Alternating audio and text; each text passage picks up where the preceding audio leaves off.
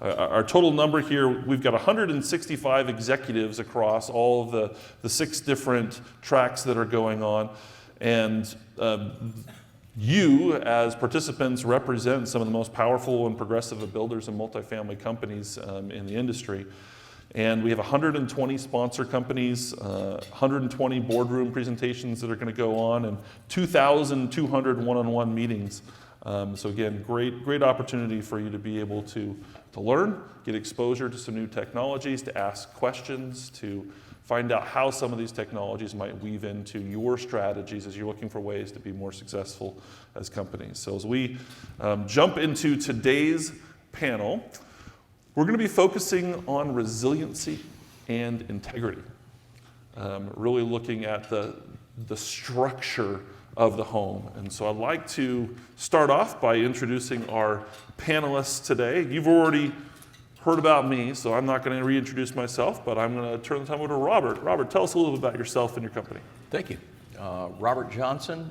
I am the Business Development Manager for Western North America for Framecad. We develop software, design software, and roll forming equipment that's utilized in making light gauge steel or cold form steel, prefabricated wall panels, trusses, the structure, the bones of your residence. Just out of curiosity, are any of you, raise it by show of hands, how many of you are using cold form steel in any of your construction? I am amazed. Hey. Oh, I have buddies here. Yeah. Okay. Yeah, very Good. This is good. All right. Next up, Ryan.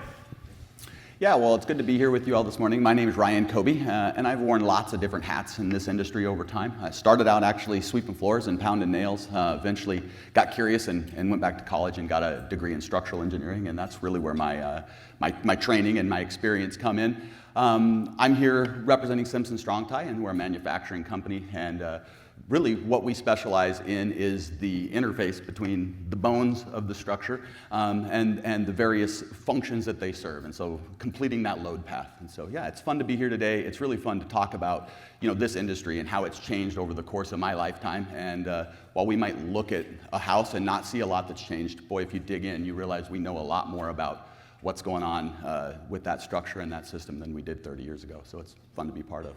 Again, by show of hands, how many of you are using products from Simpson Strong-Tie in your construction? Yeah, That's that kind of would be expected, right?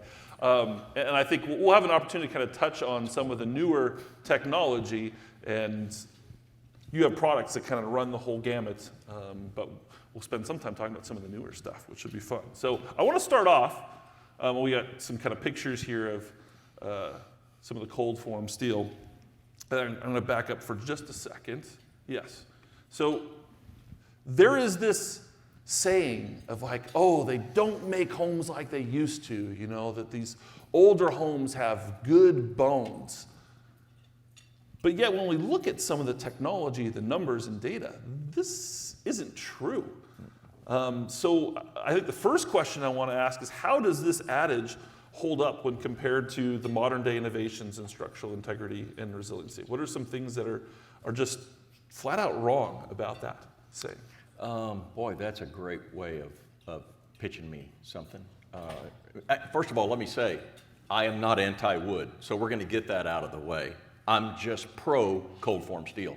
Think it's a better product, etc. That being said, there's so much of fire, hurricanes, termites. There's so much that is so damaging to the way that we've always built things that it's driving us. Innovation is pushing us to come up with better ways, non-combustible ways, pest-resistant ways. I think it's just time is what's pushing us to doing things and building things better. Yeah, sometimes it seems like it's just out of necessity. I was talking to someone last night here in the room about construction techniques in some other countries and how there can be such a dramatic difference, and why is that? And oftentimes it's either a lack of resources, maybe a just different way of looking at things, how they've always done it, or really a push on innovation. Yeah, one of the things that's very interesting about that, and we here in the U.S., pride ourselves on being, we're first, we're great, minds. Cold form steel and utilizing it in the way that Framecad does with prefabricated panels and trusses is much more prevalent everywhere else in the world except here. Even more so on the East Coast than the West Coast. So we're kind of late adopters and kind of late to the game, and I'm hoping we're picking up steam, and I'm encouraged by at least 3 or 4 hands in the crowd already doing it. Everybody tells me when I talk to them, yeah, we used to do it, we built one years ago, it was kind of a thing. It's really, the technology's really changed, and doing light gauge steel is certainly something worth kicking the tires on. Okay, old homes have good bones.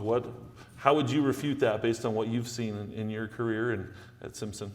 Oh, I don't debate that old homes have good bones. I don't think the bones have really changed that much. I think our relationship to the bones is what we really has changed. And so when I look at kind of where we're heading with this thing, what we demand is a lot more for our structure. We want a lighter, a faster, a stronger structure. And really where that comes in is it comes in the interfacial elements, right? We've had a pretty good handle on gravity load path for a long time. We can make this building stand up. It's when bad things happen to our structure that we start to realize the error of our ways. And so, I mean, obviously the earthquakes in the 90s really opened structural engineers' eyes to, this resilience and this integrity question. We realized, oh, okay, well, we can make them stand up pretty good, but you get a big event, sometimes they don't stay stood up very well. And so that's really where I see the difference. I love the old bones. I just think we need to think about how we're tying the roof to that wall system. We need to think about how we're tying that wall system down to the foundation.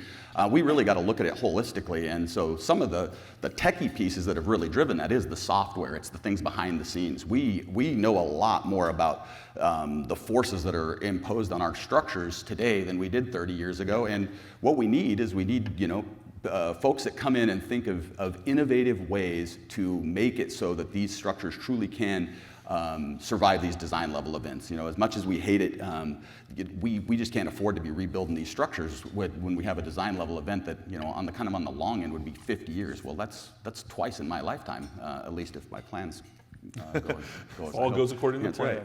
So your argument is it's maybe not the bones, it's like the tendons and the sinews and what's holding those bones together, and that's where we're seeing some of the greatest advancement over the last few decades. We're thinking about the bones too, right? We're talking about cold form steel, which maybe 30 years ago we weren't having that conversation, but we certainly understood the load path. What we're trying to do to our bones maybe is we're making them thinner. We're making them cheaper. We're making them quicker to install. Those are the kind of refinements that we're making. But at the end of the day, it's still a bone, and it's our relationship. And they still have to be tied together. That's right. That's right. So yeah, as we look at some of the photos, these are obviously of a cold form steel in a residential application. Well, there's a lot of attention to detail when you look at any of these pictures, and you can start to see, I think what people miss is really a key piece to all this is it starts with the people in the field that are putting this up. And so I think 30 years ago, we didn't worry too much about that. Labor was cheap. We didn't really have to think too much about those sort of things. And so innovation really had to happen kind of at the product level. Where now I might argue a product that looks simpler but is quicker to install, or maybe doesn't require a ladder, or is safer, or doesn't generate silica dust. We're going to argue that that's an innovative product as well. And so when I look at this, that's what I see. I think about 30 years ago where we would have been using a hole hog and we'd have been punching holes through each and every one of those studs. Okay. Now you step. Our electricians, our trades have a lot easier job working and interfacing with the bones of our structure. Yeah, and also we talk about it, it'll be beat to death here, is labor shortage. And it's not so much just labor shortage, it's an unskilled labor shortage. Yes. And by doing and manufacturing your wall panels and trusses in a secure, climate-controlled environment, 50, 60% of your framing off-site, it doesn't take a lot of skilled labor to stand up prefabricated panels and trusses.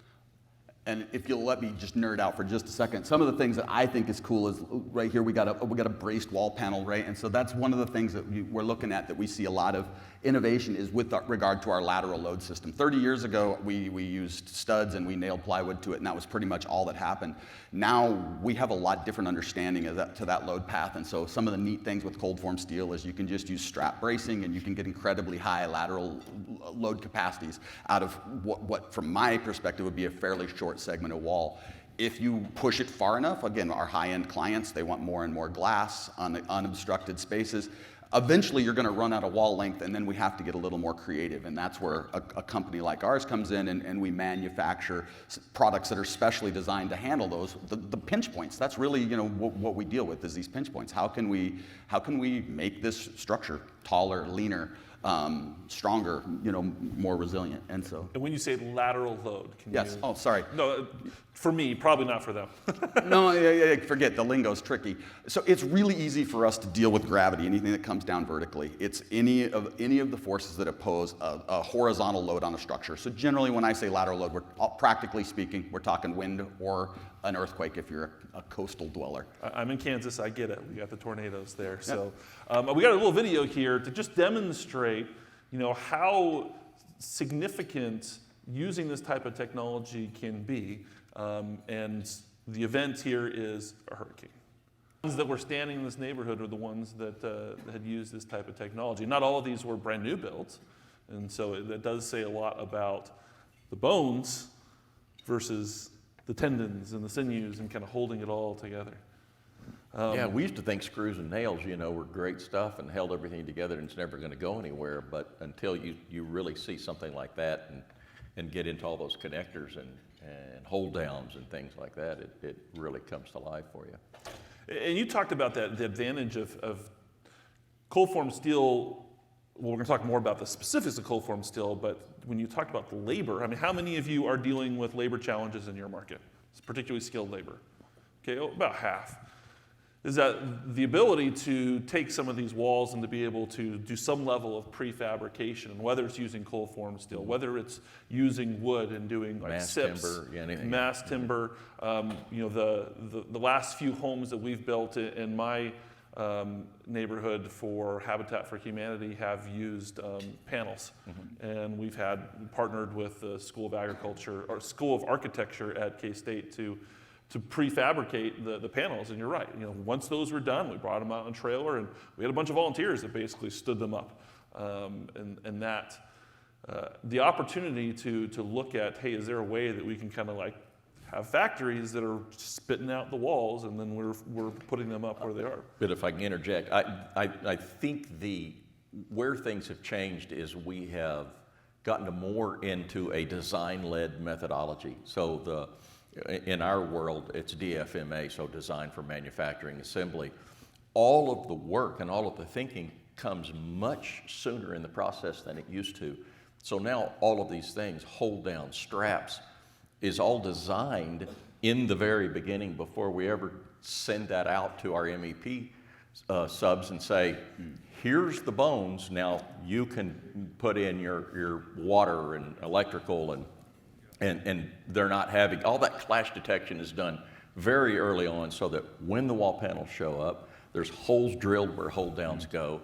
All of those things have been thought out already. So that's really is where we're taking some of that unskilled, skilled labor piece and really dumbing it down. I hate to say it, but dumbing it down a bit. Sure. If any of you want the full video, this is a small excerpt from this video. That's a QR code to that, or if you want to come up to me afterwards, I'd be happy to send it to you. As we look at kind of the advancements in structural technology, let's focus specifically on cold form steel. What are the benefits of cold form steel? And then again, not knocking on wood, but let's compare and contrast. What are some of the main benefits that cold form steel brings to the table? The cliche is it's stronger, straighter, and better.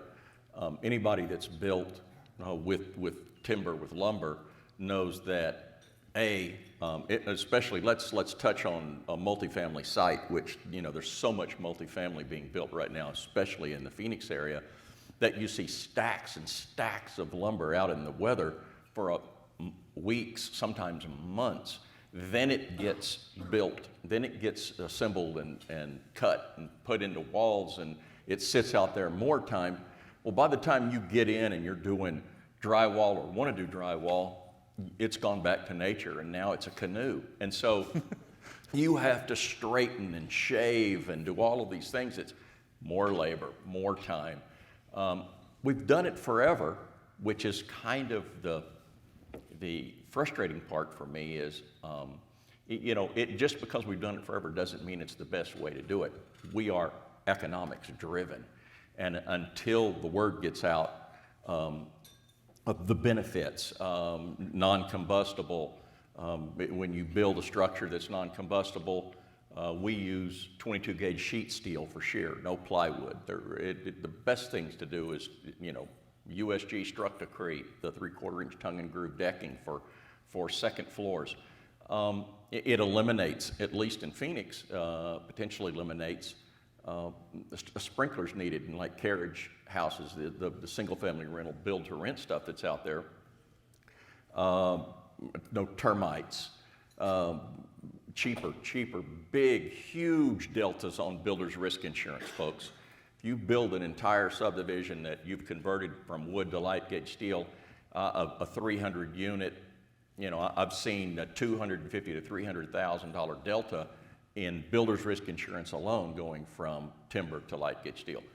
You have to look at it pro forma based. The developers, the owners are the ones that are the huge win because they get all of those efficiencies. But that's just a few of them. So reading between the lines, the actual cost of the material for a house may be a little bit more. Sure. But I'm never going to say that it's going to be cheaper. But you're saying the total cost of either to build or cost of ownership, you've taken all the other things. The aggregate build and all the efficiencies that is built into the system through the design-led methodology. If you really go back and it's easy to quantify all of those efficiencies. We come out just a little bit ahead of the lumber side. Okay. What are some of the misconceptions that are associated with cold form steel? Oh, we get into height, thermal bridging. When you say height, just like you can't build it as high? Yeah, you get into one of the pictures that you saw was a 5-story multifamily building in Tucson. One more back, the picture on the left. Look at the amount of light gauge steel in that first floor of a 5-story building. It might be 14 gauge, 6-inch material, but that entire building was built with very little structural steel in it. That's one of the things people say you can't go up a long way. Thermal bridging, I got into that. It's a thinner material and it's metal. People worry about lightning strikes. What's going to happen if lightning strikes my home? All missed. Your homes are grounded. You fill that cavity with insulation. That's the thermal bridging, is that it doesn't keep the house as it's the allowing heat or cold to bridge through that member. And there's some interesting things going on right now with design and being able to break that up even better, both lumber and cold form steel. Yeah, it seems like there's still plenty of space in there to put insulation. Oh yeah. Any others? Any other common misconceptions? I'm sure there are, and I'm sure I'll think about them and probably come hunt you down today and say, hey, here's another one. But the stronger, straighter, better is the pluses. The misconceptions are overall cost, job cost. That it's going to cost me more money to build with light gauge steel than it is timber. Okay. So Ryan, you guys have products that work for both, for wood, for cold form steel. What other benefits have you seen, particularly to the structural solutions can contribute to building these safer, stronger structures more efficiently? Well, one of the things I love about this country and where we live is the free market, right? And so we support the natural competition that happens. And so the first thing I love is the choice, right? So 30 years ago there wasn't a lot of choice, so we're getting some good choice. which is neat. One of the things that when I think about these things, and we've all watched it, right? We watched what's happened with the housing market and especially the prices. And so when I look at the price of a modern home, I think to myself, well, this is interesting, especially because I'm kind of living it. And I think that as these new pricings that we're seeing, I think we're going to start to see customers demanding more of their home. And so I really do think that's where we'll start to see the changes in the short term, is how can we make the homes that we've been building for 30 years just a little more perfect? How can that wall be just a little bit straighter? How can that concrete be just a little bit more true, to level? And those sorts of things, I think we're going to start to see more and more attention to. It's a very different ball game. We used to expect some imperfection in the structure, and especially when you start dealing with natural products such as a wood product, you have to have some imperfection. And the trade-off was cost, right? That's always been the trade-off, has been cost. And so now as we start to see that cost kind of evaporate, well, then we're going to be looking for either speed or quality to be better. And so, I mean, it's the same triad that we've all come to know, right? You can have it good, you can have it faster, you can have it cheap, but you can't have all three. And so that's really, to me, where I'm looking at things. And I think cold form steel does offer some advantages in addition to the points that Robert's made, is that there's some things we can do with regard to straightness and trueness, if the client ultimately is wanting to pay for that. And speed. Yep. You touched on it a little bit there. Just prefabrication. Period. Whether it's timber or light gauge steel, you're doing a majority of that work, of that framing work, while the slab, site work, all those things are being done. Goes together much faster, and your ROI, you'll get to that ROI much Well, quicker. interesting, driving in this morning, I don't know, I guess maybe not as many structural engineers in the room as I would love to see, but I just spend my time looking up all the stop signs. And so actually downtown Phoenix is a great spot right now to just sort of see how they're using these materials. And so I'm sure Robert looked at all the CFS hanging off the side of these buildings. Love it. And so I think it's interesting to see how we're using all of our materials in unique ways to just try to make a better total structure. And so that excites me a little bit, because I think that's been one of the misconceptions, is that we can only work with one material, or that our contractors are only capable of being able to manipulate one material. I think in a modern, nimble economy, we need to be able to switch hats as required to meet various conditions. So, How many of you are using prefabrication in your builds? A couple hands up. Actually, about half. Excellent. Good experiences? Give me like thumbs up. Has it been good for you? Okay, look around. Those of you who aren't using It's gotten better than it used to be. I see most thumbs up. I saw one going like this. What is the challenge that you're having? Tolerances. In when you're getting them put together, brought in? Yeah. So, the next question I have is we've talked about some of the benefits that builders can see from using these technologies. The one benefit we've talked about, the end user, is, okay, if you have a hurricane or a tornado, your house doesn't blow down. Are there any other benefits to the end user to using either of your technologies? If you're going to ask me today, it wasn't always the case, but if you're going to ask me today, how would I build a home for my mother? I would prefer to build one that's not going to burn down on her or be eaten by termites over time. Now, there's still components in a light gauge steel building that are certainly going to burn. It gives you more time to get out, I guess is the right way to say it. So I don't want to start that debate, but that would be one of them. Is there additional insurance benefits that they would see? Yeah, about 20%, especially on the multifamily side, is where I've had the majority of my experience. You see about a 20% savings annually for structures like the one that I mentioned in Tucson that is a 5-story. It's all built out of light gauge steel. Okay, good to know. So now kind of moving into innovations in fastening systems, and I know this is what Simpson Strong Tie is all about. What are some of or I guess, Ryan, could you discuss the advancements in structural fastening systems and how they have evolved to be able to cater to the demands of modern residential construction? Yeah, it's a good. This is a fair question. You know, again, fastening is kind of an interesting subject, one of many that we could talk about. But really, the example that I gave to Robert this morning is when we both started in construction. You know, too many years ago to want to talk about. We started with nail bags that had a pocket with 16 penny nails in it and a pocket with 8 penny nails, and that's really how we built. You know, 90% of the structures, 30 years ago was pretty basic with regard to the fastener technology, and so.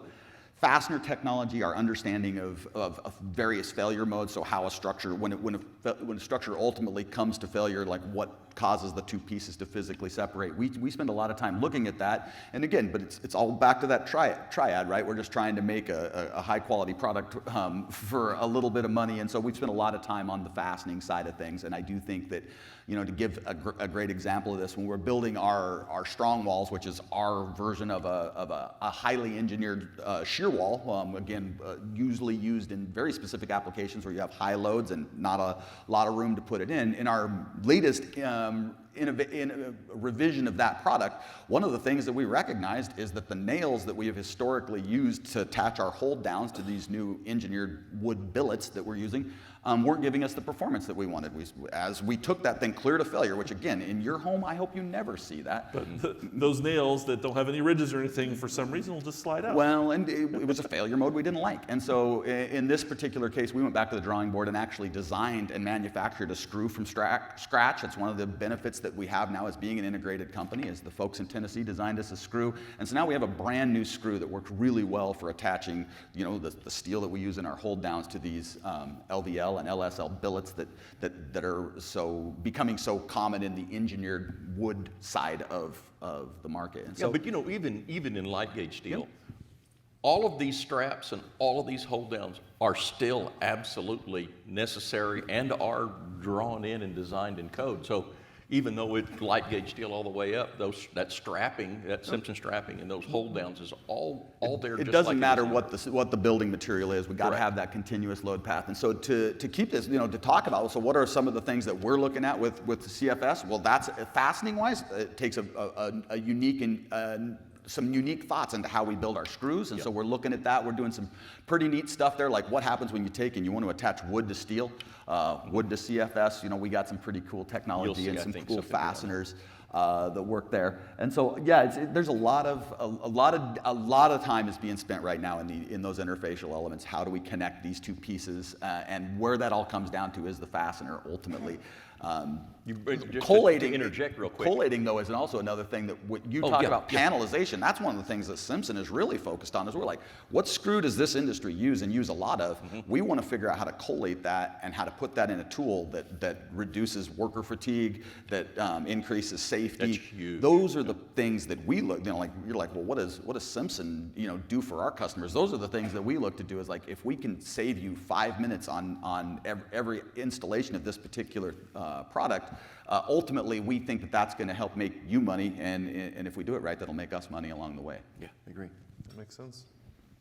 Is there, hurricane, I got tornadoes, I got earthquakes. If we have builders here, they're like, we just don't have any of those three things in our area, so we're fine with what we're doing. What would be the rebuttal to that? They're not building inside, so everyone's got wind. Can't escape it. So we got lateral, and so Phoenix is a great example of that. Phoenix is a wind-driven. We're wind-driven here. Seismic doesn't control in Phoenix, and so the wind loads here are about as low as you're going to get. And guess what? We still need a lateral system. So sadly for us, there's no perfect spot. Unlike Hawaii, what has perfect weather, there's no perfect spot structurally where you can move and suddenly live in a house with no and have no worries. Well, then we can talk about salt and how that affects houses in Hawaii. So I can give a great example of this where we have created a new product that replaced an old product of ours. And so most folks, we've talked about hurricanes, we've talked about the hurricane tie downs, H2.5As. Many folks would have seen those spec'd in wood products for a long, long time. Well, we've recently developed a screw that replaces our own product. And you're like, Simpson, what are you doing? Like, why are you developing this screw that replaces these hurricane ties that we've seen used, well, for my whole career has been putting those little Tico nails and putting these things on. Well, the main reason is because we're responding to our builders, and our builders have told us, look, to put those on, we have to send a person up a ladder. They have to put in a series of nails or screws. And what we saw, oh, well, this is good. And so what we can do is we can develop a product that allows the same performance, and it's kind of fun. I wish you all were engineers, because what we would do is we'd break some of these things right in front of you and demonstrate that performance. It's amazing, because people don't believe that screw is going to be as strong as that hurricane clip. But it's amazing with the way we can look at things using software, using finite element to look at things at a computer before we go break it in the lab or before we sell it to you. Pretty neat. And so now what used to take a person with the ladder and 5 minutes can be done with a single individual with a cordless drill standing on the floor to tie all your trusses down. So pretty cool. And then the next part of the question is, well, how do you prove it? And so we have to make sure we're educating the code officials. There's a lot that goes into this innovation, right? Because it's not just convincing you all in the room to start asking for it in your next build. It's also convincing the contractor that it's easier than what they've been doing. It's convincing the building official that it's safe. That's something we haven't even talked about today, is the role of government in resilient structures, and that has, that's kind of the elephant in the room, right? What's driving a lot of this? What's driving a lot of this is codification, and so it's incumbent upon us to make sure that we sell you a product that is also going to satisfy the needs of the local bureaucracy. So you talked a little bit about the testing and kind of proving it out. We've got a video here that I've taken just a little tiny clip out. Can you tell us a bit more about what we're about to see and kind of what led up to this demonstration that was in conjunction with a couple universities? Yeah, this is really kind of cool, and it's this is actually the most recent video that Simpson has released. We've been doing a whole bunch of testing, again, with a bunch of different universities, the Neary Tallwood tests, and so if you get on YouTube, you can sort these out pretty quickly. But one of the big advancements that we're putting a lot of energy behind is trying to push mass timber structures taller. Up till recently, you kind of maxed out at 3 or 5 stories, kind of depended. Europe's been a little bit ahead of us, but it's to Robert's point. It comes back to fire. Once you get tall enough, code restricted what materials you could use, just strictly based as a function of fire performance. And what we're recognizing now is that we can now develop, it starts with connectors and it starts with various ways of tying these things together, but we can develop a mass timber structure that can meet the fire requirements, which lets us push it taller, but as quick as we push it taller, then we're outside of our comfort zone. Now we've got buildings that we don't have a lot of experience with. And so what is required is somebody's got to actually build the dang thing and beat it up and actually push on it in the lab.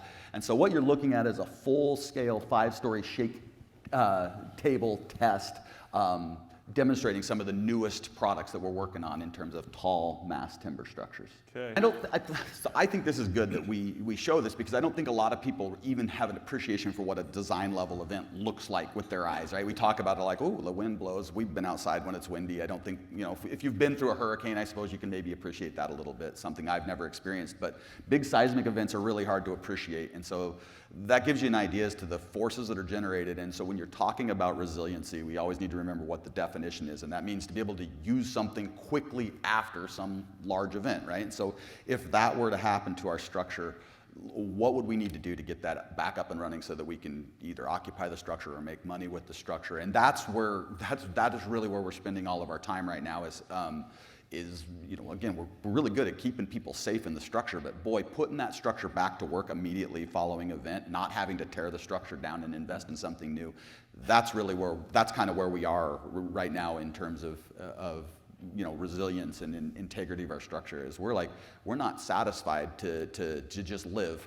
We also want to be able to reoccupy and use our structure very quickly after a situation like that. And so where we spend our time is figuring out how to absorb all that energy, because it's just like your car. You got a fender. If you get in an accident, you want the fender to take that energy. That crumple zone. Yep.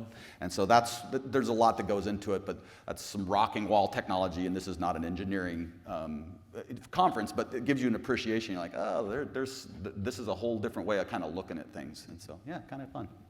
Robert, your thoughts? When you really go dive into stuff like that, the money that's spent on testing and the detail that's gone into getting something tested and approved, you should have some confidence in the product. Yeah. Okay, the next thing I want to talk about is that we looked at a lot of different like straps, and there may be a concern of like, okay, well, if we're securing everything together, that has some drawbacks in terms of aesthetics, and that particularly for some higher end homes where they want to have, perhaps it's timber exposed, how do you address those aesthetic concerns when you're trying to address this lateral movement? So question for Ryan is what is a concealed beam hanger? And then we can talk about how that contributes to kind of achieving this blend of aesthetic appeal and structural integrity. Yeah, well, yeah, so let's just take a bit of a step back. When we're talking about aesthetics, now we're kind of bumping up against, kind of conflicting interests again, right? This desire to make this load path, this continuous load path, get these forces out of the structure. Me as an engineer, I can sort that out pretty quickly and pretty easily, but a lot of times the architects that I work with don't love my solution because here's the photos you sent it can be pretty ugly. And so this is the vision, right? This is what our architect friends send to us. They're like, hey, we want this certain thing. And then what I look at as the structural engineer is, okay, how can I make all of this work? You'll notice you don't see any fasteners, you don't see any connectors, you don't see flitch plates, you don't see anything. And so what we're more and more, the way this was done 30 years ago is we worked with our local fab shop, and we fabbed components in many cases if we had a situation where you needed to, so I come from the log home sector. That's where I cut my teeth as a younger man. And so, what we would bury, flitch plates into, bury steel plates in there and bolt them through. And so that was good enough in that industry. I guess there was a time when that looked, we thought that looked tough, the exposed, the big heavy hex nuts on there, and that was what people were looking for. Well, there's another aesthetic that looks for a clean, almost hidden fastener type of approach, and so that leads us to the concealed beam hanger. So initially, the thinking is, we're going to conceal this beam hanger because it's important to us that the structure look a certain way, and people don't want to see these ugly bolts and things. And so that's one side of it. But the other piece to it, and again, it's for us trying to go strike for strike with other industries. One of the problems with the timber industry is obviously fire concerns. But with a heavy timber, you can get char, and char can become its own fire retardant. You don't have to treat the lumber, because treated lumber is not necessarily very aesthetic. The problem with char is that can only, if you have your attachments in that char zone, what's going to happen to those attachments, right? That becomes the next problem. And so one of the new advancements is to do these concealed hangers. Not only does it give us the aesthetic look that we're after, but also now we can meet the fire rating that we're looking for. We can give you that 2-hour fire. And so, but some of the cool things that from my perspective that we're seeing is concealed hangers have been around kind of for a long time, but the loads they would support were incredibly low. And so now what we're seeing is we're just seeing the capacity of these hangers is coming up to match what they're supporting. And so when you're starting to support these really heavy timber beams, trying to do that with a concealed hanger, trying to find 30,000 pounds worth of capacity out of a concealed hanger becomes a little bit of a trick, but it's a combination of things. It's a combination of obviously the right materials, but a lot of it is the fasteners. And so the fasteners that we've designed that go in there allow us to transfer that load back to that timber section in a way that we couldn't have done, maybe 20 years ago. So yeah, it's really kind of fun to see how aesthetics drives things. And so the mass timber is certainly, I think, again, it's coming back to this. It's a more expensive way of doing things, but some owners are seeing a lot of value in the aesthetics and the ambiance that it creates, and so consequently, we're making sure that we're providing them with the load path solutions to safely, construct those structures as well. So Robert, with homeowners that want some aesthetic appeal, what's the kind of story with CFS? What are some things that can be done with CFS that can? Thank you for bringing. It's just like you and I talked beforehand, because I was going to interrupt him earlier, and you brought me back to what I was going to remember. That I'm over 60, so I had forgotten what I was going to talk to him about. There is a lot happening with hybrid construction. So in cases where there are exposed beams and things like that, you're seeing a lot more of that. There's faux, F-A-U-X, covers and things that are made to be utilized when you've got like a cold form steel structure. So if someone wants some of that look there, that doesn't mean the whole building has to be timber. You can do a lot of the structure with CFS, Yeah, and still then have those. some exposed wooden elements for aesthetic Certainly. appeal. Any other thoughts about aesthetic appeal and how it impacts the structure and integrity and what technological advancements we've had in that area? Well, I didn't hear Robert mention ultra flat finishes, and I'm starting to see more and more Yeah, ultra see, flat that is finish requirements in the high-end residential market. And so, What do you mean by that?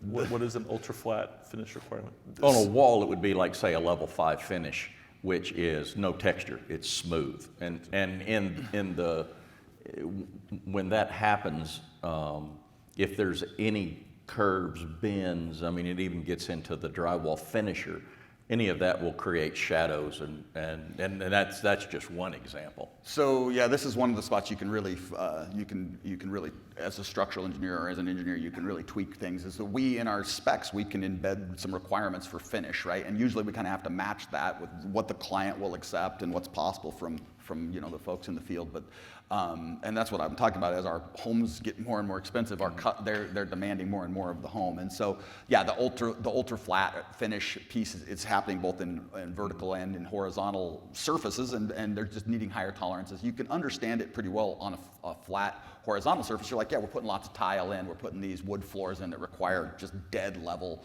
surfaces. You kind of get it. And now we're starting to see that being reflected. People don't want to texture their walls. They want to see a dead flat, paint that thing with gloss and just make our lives challenging. Gotcha. Interesting. Gotcha. Okay. So next up, we've kind of covered on this a little bit, but when we look at the anchoring solutions, Ryan, can you shed some light on kind of the role of modern anchoring adhesives in ensuring the high strength hold in various construction scenarios? Yeah, and the anchorage piece is always, right, that's the last piece of this, right? At this point, we're trying to dump these loads into the foundation. There's lots of different ways to look at this. And so I'm sorry, this is the wrong images. No, don't We worry about it. replaced No, this a is few, great. so- Actually, let's roll with this. So this is a great example of, if you're my age, this is a sill hold down that's very different than the way they were done when I was coming up in the industry and stabbing sill plate bolts, right? And so, historically, the way we would have done this was generally with a 1/2 inch cast in place embed bolt.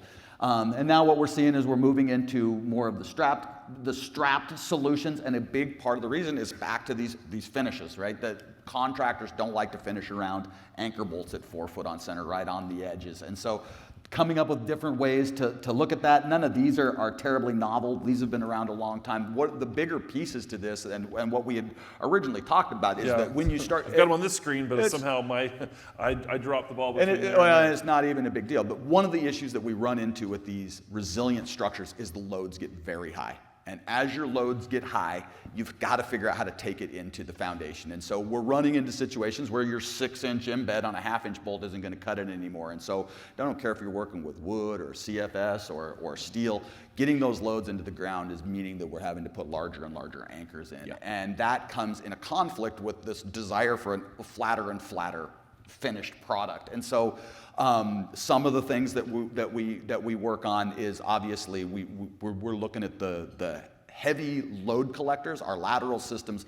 We design hold downs that work with that foundation and carry those out. That's a very important piece to it. But there's a lot of these anchors that just go into the various construction, and we can start to look at those and think about how can we make this so that there's not this anchor in the way. And so one of the things that's become possible in the last couple of decades is adhesive technology has gotten good enough that we can now drill a hole and cast a bolt in place exactly where we want it, and start to generate some pretty significant structural loads. And so that is probably, particularly for this audience, the anything below 5 or so stories, we can start to take most of those loads into our foundation, even using adhesive, not having to cast anything in place. And so that's really kind of an interesting thing. It's like, well, let's rethink how we're doing this. Let's not put any attachment in the slab until after we know exactly that's our where recommendation, we of course, for cold form steel. I mean, you can never get them in the right place, even on on a 2x6 wall or 2x4 wall. Which addresses his Yes, concern back exactly. there. Yes, the tolerances piece becomes a real issue, right? Because now it's like, oh, we're constrained to this not square out here in the field and trying to get this thing put on it. And so it does allow a bit of Yeah, to be flexibility. able to drill an epoxy after that anchor's in, yeah. And I'll kind of describe what's on my screen that you're not seeing. Is you've got a concrete foundation, you've got the bottom track of wood, you've got your shear wall cord studs going up from that, and once those are in place and positioned, you're then drilling into the ground, putting a bolt in with adhesive, and then there's a rod that's coming up at a very slight diagonal to a hole down to that stud. Did I describe that? Yeah, well, accurately? and I mean, it doesn't really matter what it is. What we need to recognize that there's things that we'll see in our buildings that we may not have paid attention to or have noticed as strongly, and it's being thought of. So one of the things you'll notice, hold downs are now moved up about 6 inches. I wonder, any of you ever thought, I wonder why they're putting them up and they're not leaving them on the floor like they used to. We need that little bit of rod to allow us to stretch to give us the ductility requirements that code demands. And so it used to be if you put it right on the floor, you don't leave yourself very much of the steel rod to stretch, right? That's what we're using to resist those loads and carry them into the foundation. If we lift that up a little bit. Because that actually the steel rod has some flexibility that gives you what you need to. People don't like to think about it this way, but that steel rod is effectively a rubber band, right? And so we're pulling on that rubber band. And so if we don't leave enough of the rubber band sticking out of the foundation, we don't have much we can't stretch it very far. Gotcha. That's a great way to look at that. And so, yeah, it's just, to me, it's just funny because when I went to college and sat there dutifully, as you all are, at 8 o'clock in the morning, listening to somebody rattle on. They told me, keep your eye out for all of these innovative things that you're going to see and all this value engineering. And so I was looking for this epiphany, this moment, like, the structures are different. And see, we did that for this reason. And what I've kind of come to realize over the course of my career is it's been a much more gradual shift. We've really focused, we've learned a lot more about the various parts and pieces, but all in all, if you squint from far enough, the buildings look very much the same. But the way they perform and the way, the value, I would say, that we give the final owner is much different today than it was 30 years ago. And those bottom left photos may be a little bit hard to see. This is one I took myself about a year ago on the build site of one of our Habitat homes. And you've got our foundation and the straps that have been embedded in that concrete, that as we brought those prefabricated SIPs up around, that little strap folded down and gets that's kind of an interesting application of the strap, because a lot of times you'll see a similar concept except on the exterior wall, so that it can be bent out of the way so you can finish the slab. So this one actually doesn't do a great example at all of showing us a situation where we could get a better finish on the slab, right? You're like, oh, that thing's going to be even more in the way than your bolt. But I actually kind of like it because now you've described what was going on here. You can see if you were putting a panel in, you would want that unobstructed, so you wouldn't have to lift that up and over the anchor, and so you can just slide it into place. And so, great example of the trade-offs that go into this business. We always are. There's the owner wants something, and the engineer, the code official wants something else, and then ultimately the builders and the folks that are making this possible wants something a little different. And so it's finding that spot in the middle we can coexist and make our lives easier. Okay, now looking into the future, what are some developments you see in both of your products and industries that hasn't been solved yet, but that you're on the cusp of solving? Where are some pain points that still need to be addressed? Well, I mean, I think on my end, and we've made some great strides, all of us, it is, getting homes to market faster. We've gotten behind the curve. Population and need has outpaced. That was made pretty clear last night at the keynote. Yeah, and so there's things like modular building that's happening a lot in the residential world now. ADUs, it was mentioned just a little bit. Accessory dwelling units, which are things it's that little add-on rental The that Airbnb you can have. or which, the, by the way, she shed in the back. yeah, which Phoenix, California has had it for a while, but Phoenix just recently passed zoning changes for that, so that allows ADUs to be put in yards. Just things like that, I think, lend itself to the prefabricated cold form steel technology. Everything's becoming much more design-led. Much heavier more work done up front and making it a faster, smoother process in the construction piece. I think we're getting better at building things. I mean, we finally started. I use this example all the time, and I mentioned this to him yesterday, and the builders in the room know exactly what I'm talking about. When copper was going to PEX, it was like, I'm never getting rid of copper. I'm never, ever this. And now you go and every place is built with PEX, and you very seldom see copper. The same thing is happening to us in the cold form steel and lumber world. And it's change. We don't like change. We built things the same way for over 100 years, and it's easy for us, and we figured it out, and we know the economic pieces and parts of it. So I think that's where I see it going. If you were talking to a builder who hasn't used CFS yet, and you were trying to pitch, here's a way that you can dip your toe in, here's what you could potentially incorporate into one of your current builds without maybe going whole hog, what would that be? One of the biggest things that I think for me personally, because I worked for, previously to Framecad, I was part of 2 different companies that were manufacturing companies for this, and we did installation. In the typical early adopters in North America were commercial drywall metal stud framing people. So most of the Framecad systems, really anybody's roll forming systems, turned 3 5/8 and 6-inch material. So when back 2.5, 3 years ago, when the lumber prices were soaring and light gauge steel was coming down, a lot of people came to us to convert their wood frame structure to light gauge steel. A lot of design is done now in Revit. And so to be able to convert that meant that the dimensioning was all different on the building, because now I'm going 3 5/8. My door frame, my jambs and window jambs, everything's different. And it threw the brakes on a lot of changes.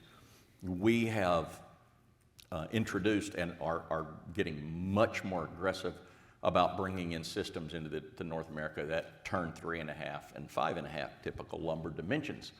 So for those that are dipping their toe, I would say if that kept them in the past, say that's no longer an It's a issue. very easy move now to offer a home buyer or offer I can build it in either or, and with very little, and you can get both of those engineered quite easily, and then you've got it and can build some this way and some that way.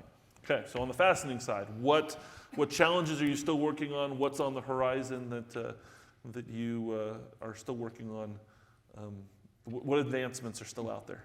Well, yeah, the biggest challenges is getting taller. And that's again part of a growing population. We recognize eventually we're going to have to grow vertically, and so that's where I think you'll start to see the biggest, from a system perspective, the biggest changes. But for the things that affect us in our daily lives, it's going to be subtle things. It's not going to be the things you see. It's going to be replacing 5 fasteners with 2.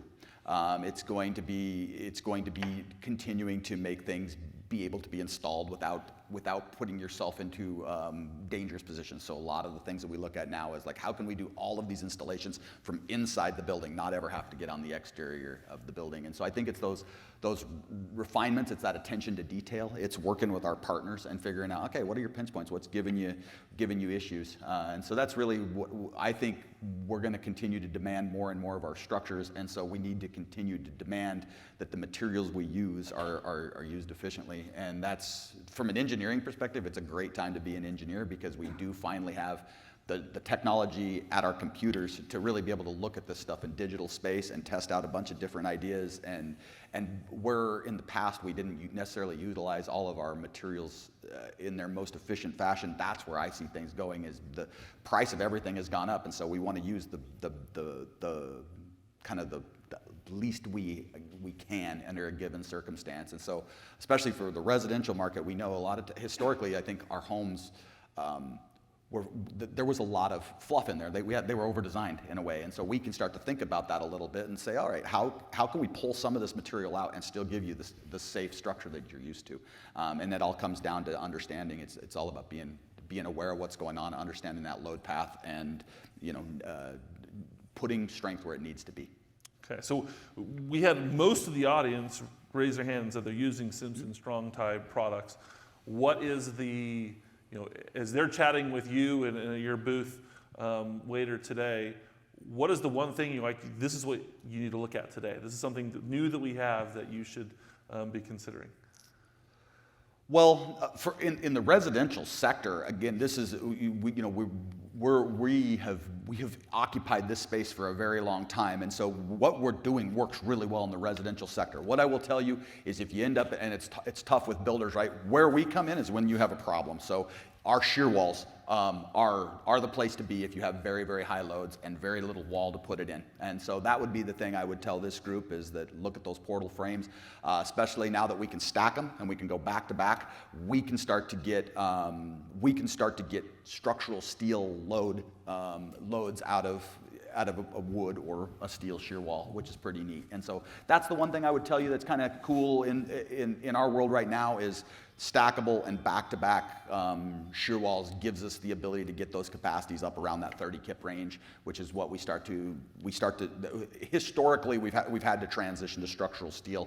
When you start getting 3-5 stories, the loads get big. And so as you can see from the testing, that's where we're working a lot on those shear walls, and it takes a different mindset. We had it pretty well figured out, we thought, until you start to push it, and then now what you start having to balance is drift. And so you got to keep the deflections in check, it's interesting, because then you got to make it stiffer, and as you make it stiffer, it pulls more load down, and so then it's kind of, you end up chasing your tail. And so those were things I would recommend that you all look at, is that if you end up in a situation where your lateral loads are starting to give you trouble, that's really where we specialize. And why are we seeing that? And we're seeing that because our customers want everything to be glass, I think.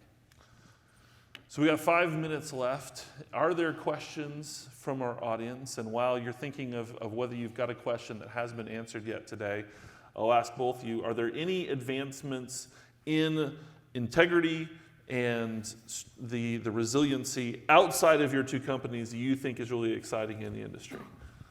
So outside of your companies, and then while you're pondering on that, are there questions out in the audience of things that you have for either of these? Yes? Of our connectors are actually specifically designed to address that. We had some images that we had to cut things down to work, but a lot of like wood trusses are very common, and so on top of a light steel stud wall, we already make those. So yes, 100%. Absolutely, because the market's going to dictate it, right? The market's going to demand that that they have the ability to use both, and in some situations, it's going to be the economics is going to drive wood on top of steel or steel on top of wood. And I know D.R. Horton in Hawaii does a lot of hybrid building with light gauge steel due to trouble with termites. And now, and I've had lots of conversations with builders and lumber providers in Hawaii since the fires that making up for my not getting it, so we're maybe you gonna, can kind of see what this looks like. Yeah, we're going to wind up, insurance companies are going to wind up saying, listen, I'm not going to insure another combustible home in this area, so you're going to have to build non-combustible, and then you get down to whether it's masonry or whatever. So there are some places that building departments and code is going to require you to go non-combustible or hybrid. Well, and it's a lot of attention right now, right? The big fires in California that destroyed a bunch of homes, and then we had the one in Boulder, Colorado recently, and so inevitably expect to see code whiplash from these sort of things. And so I don't know exactly what it's going to be, because I think we've seen a lot of that recently, but I think we're going to see more attention paid, particularly in these fire-prone areas, to what we're doing about that. So I agree with that statement that we're going to have to figure that part of it out.